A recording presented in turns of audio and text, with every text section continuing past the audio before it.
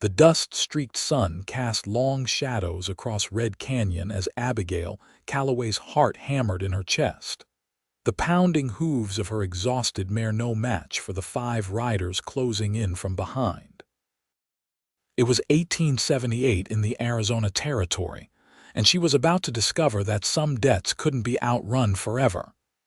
"Keep going, girl," Abigail whispered, leaning low over her horse's neck, the animal's labored breathing matching her own desperate gasps.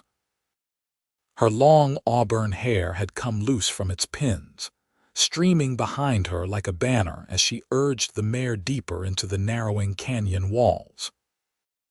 The bandits had ambushed her at dawn, appearing from nowhere as she made her way back to Hollow Creek, with the money she'd saved working for 6 grueling months at her aunt's boarding house in Tucson. Everything she owned was in her saddlebags, $216 that represented her only chance at a fresh start. A gunshot cracked the air, the bullet sending rock fragments flying near her head. Abigail ducked instinctively, a terrified cry escaping her lips as her mare stumbled, nearly throwing her. The canyon was narrowing, the walls rising steep on both sides, and with sickening clarity, she realized she'd ridden straight into a trap. "Nowhere left to run, Miss Calloway." The voice belonged to Silas Tanner, the most notorious outlaw in 3 territories. His gang had been terrorizing stage coaches and settlements for months, and now they'd set their sights on her. Abigail yanked the reins as the canyon dead ended before her, a sheer rock face rising 30 feet high. She spun her exhausted horse, leveling the small revolver she kept hidden in her riding skirt. Her hands trembled as the 5 riders spread in a semicircle, effectively cutting off any escape. "Give us the money, girl," Tanner called, his weathered face splitting into a yellow-toothed grin. "Your daddy's debts have come due." "My father's been dead 3 years," Abigail shouted back, her voice steadier than she felt. "Whatever he owed died with him." Tanner laughed, the sound echoing off the canyon walls. "That ain't how it works. Your pa borrowed $500 from me before that unfortunate accident at the mill. Interest has been accruing. I reckon it's closer to 1,000 now." "I have 200, Abigail said, her finger tightening on the trigger. "It's all I have." The bandits dismounted slowly, spreading out further. One of them, a rail-thin man with a pockmarked face, drew his pistol. "Boss says we can have some fun before we take the money." Abigail's blood ran cold. "Stay back," she warned, but her voice cracked with fear. A rifle shot suddenly echoed through the canyon, but it hadn't come from any of the bandits. A small explosion of dust erupted at Tanner's feet, causing his horse to rear in panic. "The lady asked you to stay back." The deep voice came from above them, and all eyes turned toward the rim of the canyon. A lone figure stood silhouetted against the sky, rifle aimed steadily downward. "This ain't your fight, stranger," Tanner shouted, drawing his own weapon. "I'm making it my fight." The stranger's voice was calm, controlled. He shifted his aim slightly and fired again, the bullet knocking Tanner's hat clean off his head. In the momentary confusion, the stranger disappeared from the ridge. Seconds later, the sound of galloping hooves filled the canyon as he appeared around a bend Abigail hadn't noticed, riding hard on a magnificent black stallion. He was tall, his face partially obscured by the brim of his hat, but Abigail could see the determined set of his jaw, the confident way he handled his rifle even at full gallop. "5 against 1, mister," called Tanner's right-hand man. "Poor odds." "For you, maybe," the stranger replied, bringing his horse to a stop beside Abigail's. Up close, she could see his eyes were a startling blue against his sun-bronzed skin. He couldn't have been more than 30, with a strong jawline darkened by stubble. The bandits fanned out, hands hovering over their holsters. Tanner stepped forward. "Last chance to ride away, cowboy." The stranger dismounted in one fluid motion, positioning himself between Abigail and the bandits. He glanced at her over his shoulder, his eyes meeting hers. "The name's Preston Zachary, madam," he said quietly. "And you'll leave here beside me." His confidence should have seemed foolish against such odds, but something in those blue eyes made Abigail believe him. She nodded once, her grip tightening on her small revolver. Preston turned back to face the bandits, his stance relaxed but alert.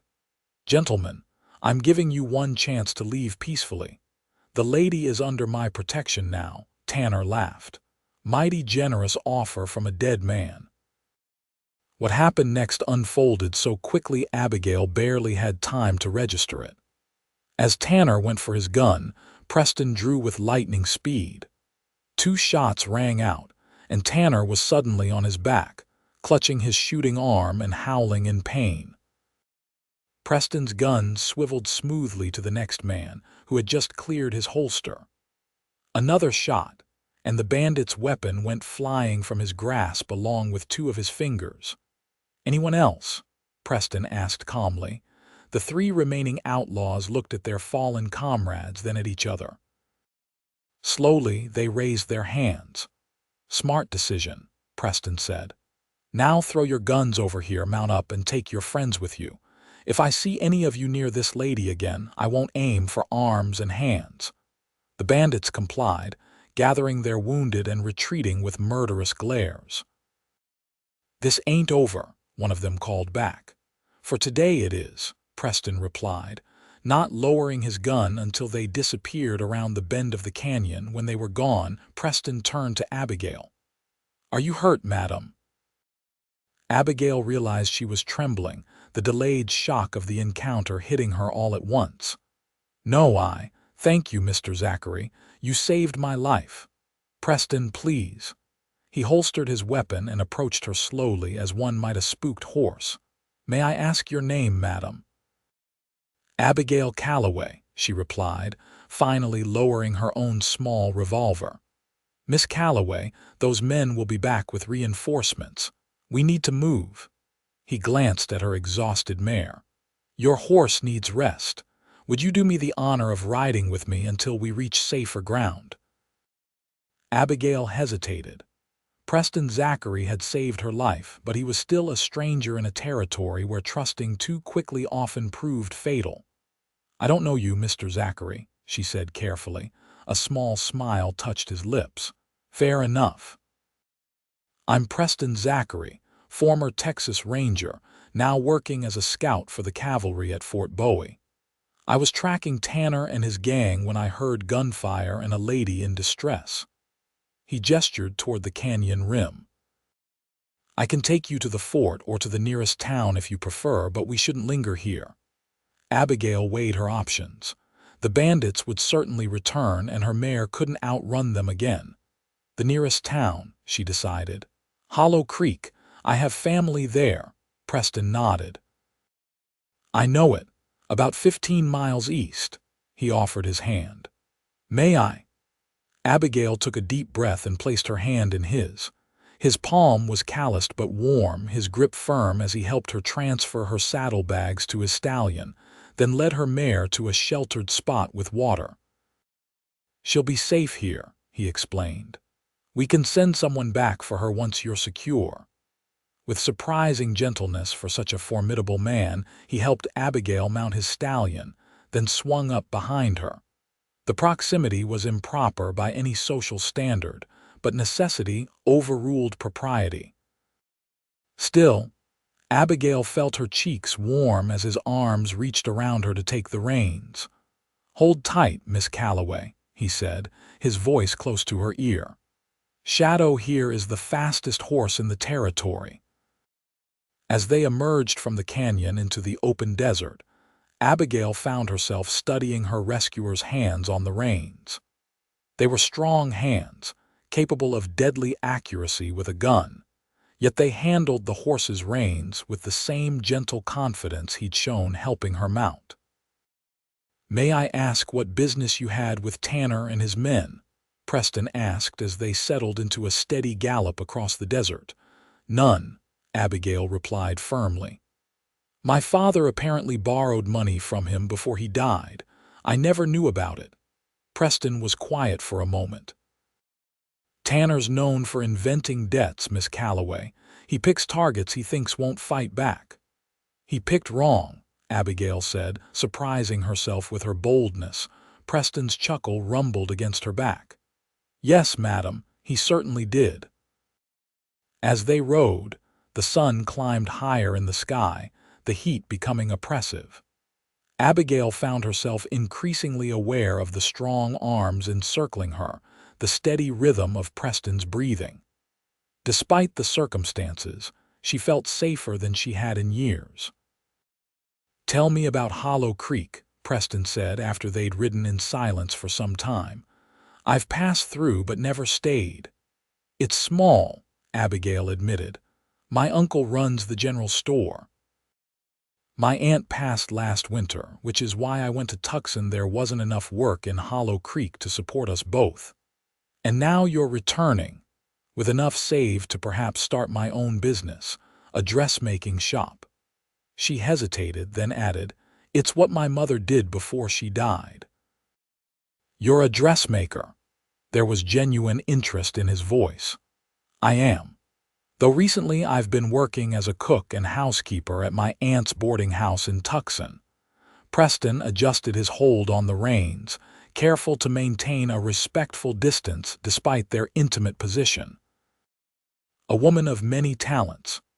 Survival requires it," Abigail responded simply. They fell into companionable silence, the miles passing beneath Shadow's powerful strides.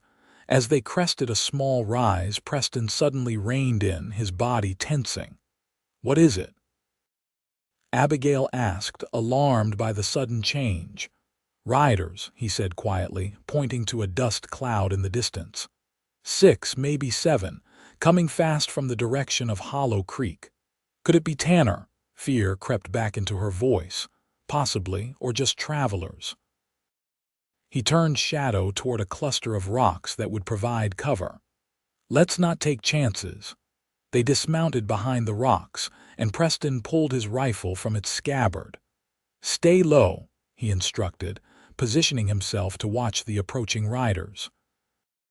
Abigail crouched beside him, her heart resuming its frantic pace. "How did you become so good with a gun?" she asked, partly to distract herself from the danger. Preston's eyes remained fixed on the horizon. "My father taught me. He was a lawman in Texas before the war. Said a man should know how to protect what matters." His voice softened. "He died protecting our ranch from raiders when I was 17. "I'm sorry," Abigail said quietly. "It was a long time ago." He adjusted his grip on the rifle. "After that I joined the Rangers, seemed the natural choice." "But you're not with them anymore." A shadow passed over his face.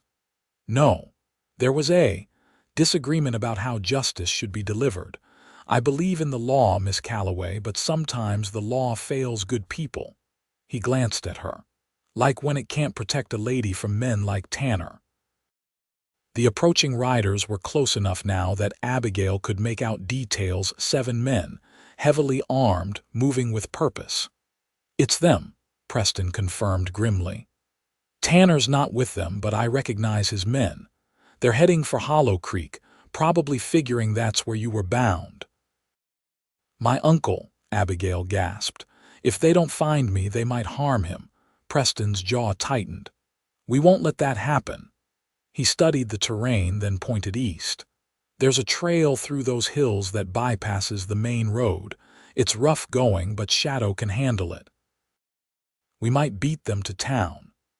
They mounted quickly, Preston urging Shadow to a full gallop as soon as they were clear of the rocks.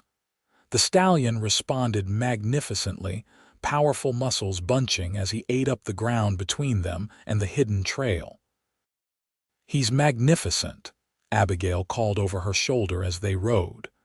"Raised him from a colt," Preston replied. guiding the horse into a narrow ravine that wound between rocky hills. Found him half dead beside his mother after Comanche raiders killed a settler family. We survived together. The trail was indeed rough, forcing them to slow at times to navigate treacherous stretches. Abigail found herself pressed against Preston's chest as the horse negotiated the difficult terrain, her hands gripping his forearm for stability. "Tell me about your uncle," Preston said as they picked their way along a particularly steep section. "Will he stand against Tanner's men?" "Uncle Walter is 65 and has a bad leg from the war," Abigail answered, worry evident in her voice. "He's brave, but he's no gunfighter." Preston nodded, his expression determined.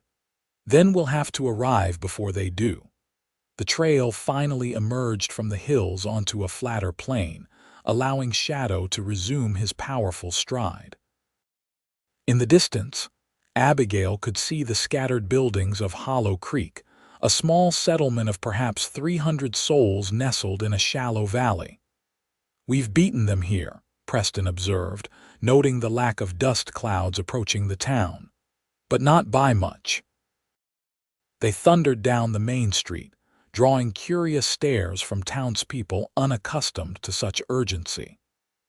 Preston reined in before a modest building with Calloway General Merchandise painted on its wooden facade. A gray-haired man with a pronounced limp emerged from the store, his weathered face registering shock at the sight of his niece arriving on a stranger's horse. "Abigail, what in heaven's name, Uncle Walter?" she interrupted, sliding from Shadow's back with Preston's assistance. "We have trouble coming. Tanner's gang is on their way here looking for me." Walter Calloway's face paled. "Inside, quickly," he urged, ushering them into the store. The few customers present looked up in surprise at their abrupt entrance. "Store's closing early today, folks," Walter announced, his voice remarkably steady. "Please see yourselves out." As the confused customers departed, Preston introduced himself. "Preston Zachary, sir. I encountered your niece when Tanner and his men had her cornered in Red Canyon." "Tanner," Walter spat the name. "What does that snake want with you, Abby?" Quickly, Abigail explained about the alleged debt. Walter shook his head vehemently. "Your father never borrowed money from that outlaw. This is a fabrication." He turned to Preston. "Thank you for helping my niece, Mr. Zachary, but this is our problem now." Preston stood his ground. "With respect, sir, 7 armed men are riding into your town with ill intentions. That makes it my problem too." "We have a sheriff," Walter countered. "Where is he?" Preston asked. Walter's hesitation told the story before his words did. "Gone to Tucson for a trial. Won't be back until tomorrow." "Then we need to prepare," Preston said firmly. "Those men will be here within the hour." Walter studied the younger man, taking in his steady gaze and the worn handle of the revolver at his hip. Finally, he nodded. "What do you suggest?" Preston moved to the window, scanning the street. "First, we get Miss Calloway somewhere safe." "I'm not hiding," Abigail declared, surprising both men. "This is my problem. I won't cower while others fight my battles." Preston turned to her, his expression a mixture of admiration and concern. "Miss Calloway, Abigail," she corrected him. "If we're going to face danger together, you might as well use my name." A faint smile touched his lips. "Abigail, then. Your courage is admirable, but these men are killers. And this is my home," she replied firmly. "I can shoot, Mr. Zachary. My father taught me." Preston looked like he wanted to argue further, but Walter interceded. "She's as stubborn as her mother was," the older man said with resigned affection. "And she's telling the truth about being able to shoot." James made sure both his girls could defend themselves. "Both?" Preston inquired. A shadow crossed Walter's face. "Her sister Elizabeth died in a typhoid outbreak 4 years ago along with James's wife." "I'm sorry," Preston said softly, his eyes meeting Abigail's.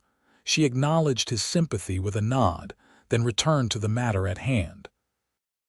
Uncle Walter, who in town would stand with us, Mr. Dawson at the livery, the Millers. Walter considered. Dawson for certain. Maybe Tom Rigby from the saloon. The Millers are away visiting their daughter in Santa Fe. Preston moved away from the window. 3 of us, maybe 5 against 7. Not ideal, but I've faced worse odds. He turned to Walter. Sir, do you have a shotgun? Under the counter, Walter confirmed. And a rifle upstairs. Good. Preston's mind was clearly working through options. We need to get word to Dawson and Rigby, then set up defensive positions. A shout from outside interrupted their planning. Hello, the store. Is anyone home? Preston moved swiftly to the window, keeping to one side to remain unseen. It's them, he confirmed grimly. Earlier than I expected. Abigail joined him, peering carefully around the frame. 5 men sat on horseback in the street, while 2 others had dismounted and were approaching the store. All were heavily armed. Where are the rest of the townspeople? Preston asked. Wednesday afternoon, Walter explained. Most are at home or working their plots outside town. The shout came again. Calloway, we know you're in there. Send out the girl and nobody gets hurt. Preston's jaw tightened. Stay here, he instructed, moving toward the door. What are you doing? Abigail grabbed his arm. Creating a distraction, he replied, gently removing her hand. When I engage them out front, you 2 slip out the back. Find Dawson, bring help. I'm not leaving you, Abigail insisted. Preston looked down at her, something softening in his eyes. I admire your spirit, Abigail, but this isn't the time for heroics. Neither is it the time for you to face 7 men alone, she countered. The pounding on the door grew louder. Last chance, Calloway. Preston made a swift decision. Mr. Calloway, can you get to the roof with that rifle of yours? Walter nodded. There's a ladder in the storeroom. Good. When you hear me engage them, start firing. Aim for effect, not necessarily to hit them. We want to confuse them, make them think there are more of us. He turned to Abigail. Stay low, keep that revolver ready, but don't expose yourself unless absolutely necessary. Without waiting for further argument, Preston adjusted his hat, checked his guns, and stepped onto the porch. Gentlemen, he called out, his voice carrying across the suddenly silent street. I believe you're looking for me. Abigail crept to the window, her heart in her throat as she watched Preston stand alone against the bandits. He had positioned himself with casual confidence, one hand resting near his holster, his stance relaxed yet alert. Well, well, one of the bandits called back the pockmarked man from the canyon. If it ain't the hero from this morning. Where's the girl, Cowboy? Safe, Preston replied. And staying that way, you boys have ridden a long way for nothing. The bandits exchanged glances. Tanner wants the girl, Pockmark insisted, and your head for shooting him. Tanner's lucky I didn't kill him, Preston responded evenly. Now I'm giving you the same choice I gave him. Ride away and we all live to see tomorrow. Laughter rippled through the group of outlaws. 7 against 1. Those odds favor us considerably. Do they? Preston asked, his voice carrying a dangerous edge. Ask yourselves if you're willing to die for Silas Tanner's greed today. The tension in the street was palpable, the afternoon sun casting long shadows as both sides measured each other. In the stillness, Abigail could hear her uncle moving into position upstairs. She gripped her small revolver tightly, her mouth dry with fear not for herself, but for the man standing alone on the porch, defending her against overwhelming odds. The pockmarked bandit's hand twitched toward his gun. Enough talk. What happened next unfolded with the clarity of a nightmare. The bandit drew, but Preston's gun seemed to materialize in his hand, firing before Abigail's mind could process the movement. The pockmarked man stumbled backward, his own shot going wild as he collapsed in the street. Chaos erupted. The remaining bandits opened fire, bullets splintering wood around Preston as he dove for cover behind a water trough. From the roof, Walter's rifle cracked, sending one of the mounted men tumbling from his saddle. Abigail acted without thinking. She ran to the store's side window and began firing at the bandits, careful to make her shots count with the limited ammunition in her small revolver. Her first bullet struck a bandit in the shoulder, spinning him around with a howl of pain. The unexpected fire from multiple directions created the confusion Preston had hoped for.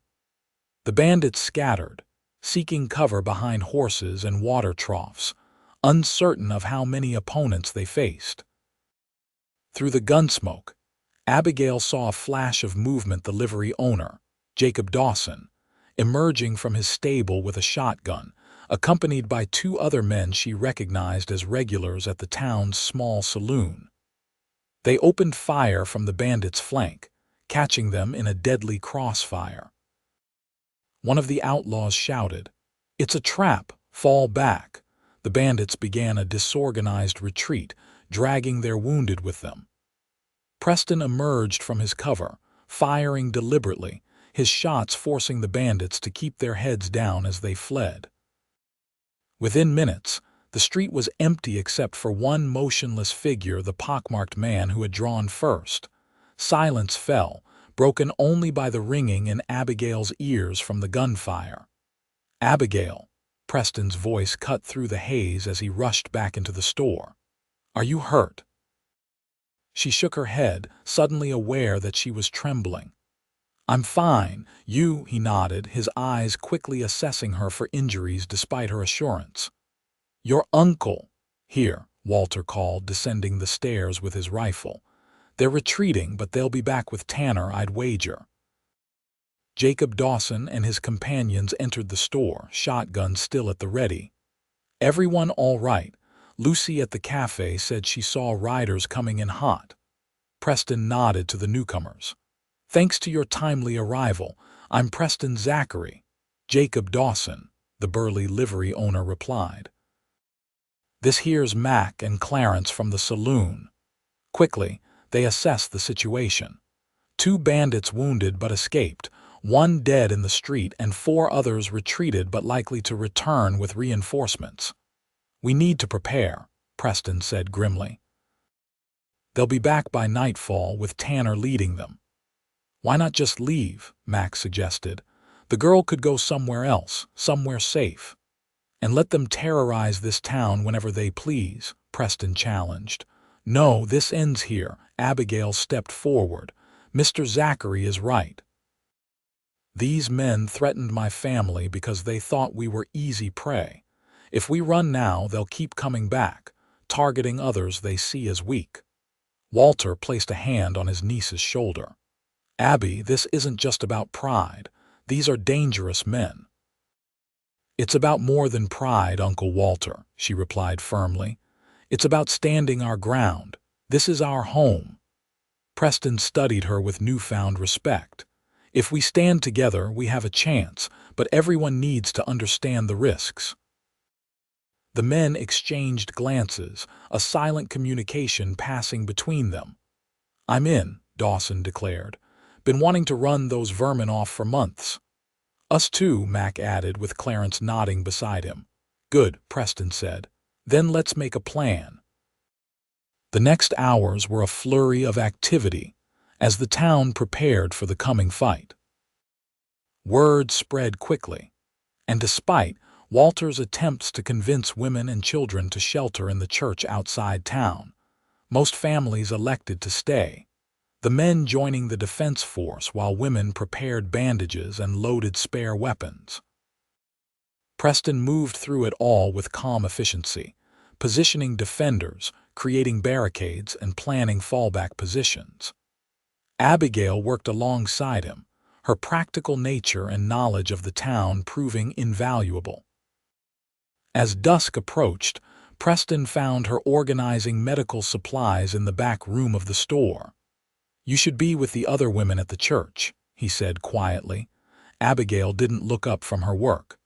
"We've had this discussion, Mr. Zachary." "Preston," he corrected her, a small smile playing at his lips despite the gravity of their situation. She met his eyes then. "Preston, I'm staying." He moved closer, his voice lowering. "Abigail, what happens tonight? Men will die, maybe some of ours. I can't guarantee your safety." "I'm not asking you to," she replied. "This is my choice." Preston studied her face, the determination in her green eyes, the set of her jaw. "You're the most remarkable woman I've ever met," he said finally. The unexpected compliment caught her off guard, bringing a flush to her cheeks. "You barely know me."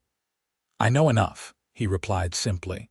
A moment of silence stretched between them, filled with unspoken words and the strange intimacy that sometimes forms between people in times of danger.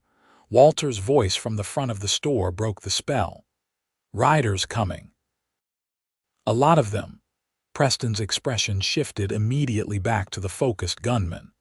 "Stay low, shoot only when you have a clear target, and remember the fallback positions we discussed." Abigail nodded, gathering her courage as Preston moved swiftly to the front of the store. She followed, her loaded revolver ready in her hand. The street outside had transformed in the fading light. Barricades of wagons, water troughs, and feed sacks created defensive positions manned by townsmen with rifles and shotguns. Lanterns had been strategically placed to create pools of light interspersed with deep shadows, an advantage for defenders who knew the terrain. In the distance, a cloud of dust announced the approaching riders. Preston positioned himself on the store's porch, Walter beside him with his shotgun. "I count 15 riders," Dawson called from his position at the livery. Preston nodded grimly. Tanner's called in favors. "Remember, hold your fire until they commit. Don't waste ammunition." The riders slowed as they approached the town, clearly surprised by the preparations awaiting them. At their head rode Silas Tanner himself, his arm bandaged where Preston had shot him that morning. "Come out, Zachary," Tanner called, his voice carrying in the evening stillness. "You and the Calloway woman. Nobody else needs to die today." "Nobody needs to die at all, Tanner," Preston called back. "Turn around and ride out." Tanner's laugh was ugly. 15 of us against what, a handful of shopkeepers. Be reasonable, Zachary." "Last warning," Preston replied, his voice carrying an authority that belied their numerical disadvantage. "Hollow Creek is under my protection now. Leave or face the consequences." Tanner signaled to his men, who spread out along the street. "Kill them all," he ordered coldly. "Except the girl, bring her to me." The outlaws charged forward, guns blazing. The defenders held their positions, returning fire with disciplined precision. The first wave of bandits fell before they reached the barricades, but others dismounted, using horses and buildings for cover as they pressed the attack. Abigail fired carefully from the store window, each shot deliberate. Beside her, Preston moved with lethal efficiency, his aim unerring as he picked off bandits attempting to flank their position.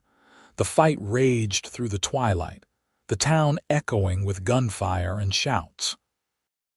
Defenders fell back strategically when positions became untenable, maintaining a coordinated defense that belied their amateur status. Through it all, Preston's voice rang out, directing, encouraging, rallying the townspeople. Abigail lost track of time, the world narrowing to the immediate reload, aim, fire, move. The acrid smell of gunpowder filled her nostrils, and the thunder of shots numbed her ears. When her revolver clicked empty, she grabbed a fallen bandit's pistol and continued.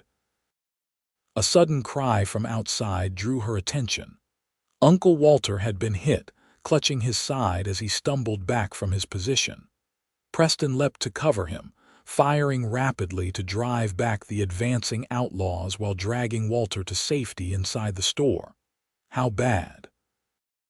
Preston asked tersely as Abigail rushed to her uncle's side. "Just grazed," Walter gasped, though the spreading bloodstain on his shirt suggested otherwise. "Don't fuss over me." Abigail pressed a cloth against the wound, her hands steady despite her fear. "He needs a doctor." "Doc Wilson is at the church with the women and children," Walter reminded her. "Can't risk fetching him now." Preston made a swift assessment of the situation. Outside, the gunfire had decreased in intensity, both sides regrouping. "We've hurt them," he observed, "but they still have numbers." A new sound cut through the momentary lull, a high, piercing whistle that drew every eye to the far end of the street. There, silhouetted against the darkening sky, sat a line of riders. "Cavalry," Preston breathed, recognition in his voice. "Fort Bowie Patrol." The cavalry unit thundered down the street, carbines leveled. Caught between the townspeople and the soldiers, Tanner's band broke, scattering in all directions. Within minutes, the remaining outlaws had been captured or driven off, with Tanner himself in irons, his expression one of pure hatred as he was led past the general store. The cavalry lieutenant, a young man with a crisp mustache, dismounted before Preston. "Zachary, thought that might be your handiwork. We've been tracking Tanner for weeks." Preston clasped the officer's hand. "Lieutenant Hayes, your timing is impeccable. Got word from a rancher that Tanner's gang was headed this way in force. Figured you might need assistance." Hayes glanced around at the townsfolk emerging from their defensive positions. "Looks like you had things well in hand." "We had determined allies," Preston replied, his eyes finding Abigail where she tended to her uncle. With the immediate danger past, attention turned to the wounded. Doc Wilson was fetched from the church, and the injured were taken to the small clinic adjacent to his home. Miraculously, only Walter and 2 other townsmen had been wounded, none fatally. 5 of Tanner's men lay dead in the street, with 3 more injured and captured alongside their leader. As dawn broke over Hollow Creek, Abigail sat beside her uncle's bed in Doc Wilson's clinic, exhaustion etched on her face. Walter slept peacefully, the doctor having removed the bullet and declared him likely to make a full recovery given time and rest. A soft knock at the door drew her attention. Preston stood there, his face showing fatigue but his eyes still alert and now filled with concern. "How is he?" he asked quietly, moving to stand beside her. "Resting comfortably," Abigail replied. "Doc says he'll recover." Preston nodded, relief evident in his expression. "He's a brave man." "This whole town is braver than they knew." "Thanks to you," Abigail said, looking up at him. "You gave them the courage to stand against Tanner." Preston shook his head. "They found their own courage. I just helped organize it." He hesitated, then added, "Lieutenant Hayes is taking Tanner and his surviving men to Fort Bowie for trial. They'll hang for their crimes." "Good," Abigail said simply. A comfortable silence fell between them, broken only by Walter's steady breathing. Finally, Preston spoke again. "I should be moving on," he said, though something in his voice suggested reluctance. "The cavalry may need my scouting services elsewhere." Abigail felt an unexpected pang at his words. In the space of a day, this stranger had become someone she couldn't imagine not having in her life. The realization was startling in its clarity. "You have to leave right away?" she asked, trying to keep her voice neutral. Preston studied her face. "I suppose I could stay a few days. Make sure Tanner doesn't have any more friends in the area." His lips curved in a slight smile. "And I'd like to see your uncle back on his feet." "He'd like that too," Abigail said softly, knowing it wasn't just her uncle who would welcome Preston's continued presence. Preston stayed. Days stretched into weeks as he helped the town rebuild after the battle, repairing damaged buildings and training a volunteer group to serve as deputies until a new sheriff could be appointed. Walter recovered steadily, though his injured side would always trouble him in cold weather. Abigail found herself spending more time with Preston, first helping with the rebuilding efforts, then simply enjoying his company as they rode the countryside around Hollow Creek or sat talking on the store's porch in the evenings. She learned of his childhood in Texas, his years with the Rangers, and the incident that had led to his departure, refusing to participate in a raid on a Mexican village, where the only evidence of wrongdoing was the word of a wealthy rancher with political connections. In turn, she shared stories of her own life, the loss of her mother and sister, her father's struggles to raise two girls alone, and her dreams of opening the dressmaking shop that would honor her mother's legacy. One evening, nearly a month after the battle, they sat on the hill overlooking Hollow Creek, watching the sunset paint the desert in hues of gold and crimson. Shadow and Abigail's recovered mare grazed nearby, the horses having become companions almost as inseparable as their owners. "I've received a telegram from Fort Bowie," Preston said quietly. "They're requesting my services for a mapping expedition into the Dragoon Mountains." Abigail felt her heart constrict. "When would you leave?" "I haven't accepted yet," he replied, his eyes on the distant horizon. "Why not?" she asked, though part of her already knew the answer. Preston turned to her, the setting sun gilding his features. "Because for the first time since I can remember, I'm not eager to move on." He took her hand gently in his. "Abigail, I came to the Arizona Territory looking for something, though I didn't know what. I think I found it in Red Canyon the day we met." Abigail's breath caught. "What did you find?" "A purpose beyond just surviving." His fingers tightened slightly around hers. "And someone I can't imagine riding away from." The directness of his words, spoken with such quiet sincerity, touched Abigail deeply. In this harsh territory, people often guarded their feelings as carefully as they guarded their water sources. For Preston to speak so openly revealed a trust that humbled her. "I don't want you to ride away either," she admitted, her voice barely above a whisper. Preston's smile transformed his face, softening the hard lines carved by years of vigilance. "Then I'll stay if you'll have me." "As what, Mr. Zachary?" Abigail asked, surprising herself with her boldness. "As whatever you'll allow," he answered honestly. "A friend, a protector, or—" He hesitated, then continued with careful deliberation, "or as a man who's falling in love with you." The words hung between them, as tangible as the golden light surrounding them.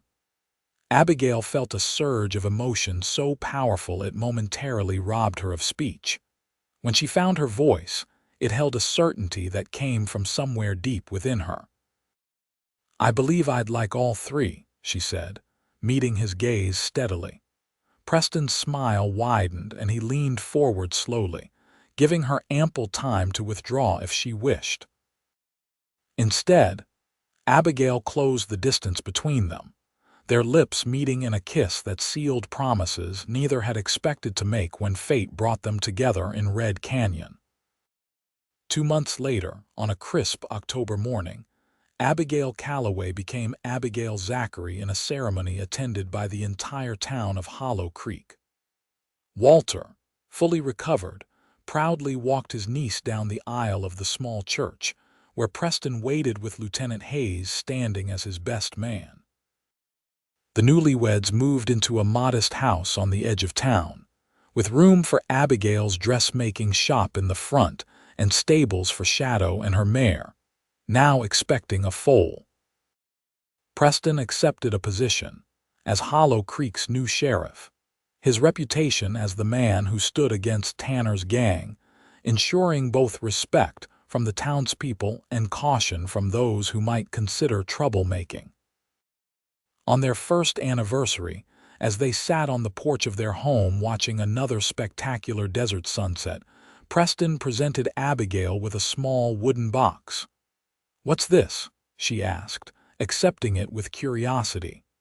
"Open it," he urged, an unusual nervousness in his manner. Inside, nestled on a bed of soft cloth, lay a silver locket. When Abigail opened it, she found a small, perfectly rendered miniature portrait of her sister Elizabeth on one side and her parents on the other. "How did you?" she began, tears welling in her eyes. "Your uncle had a daguerreotype," Preston explained. "I sent it to a portraitist in Tucson. I thought you should have your family with you always."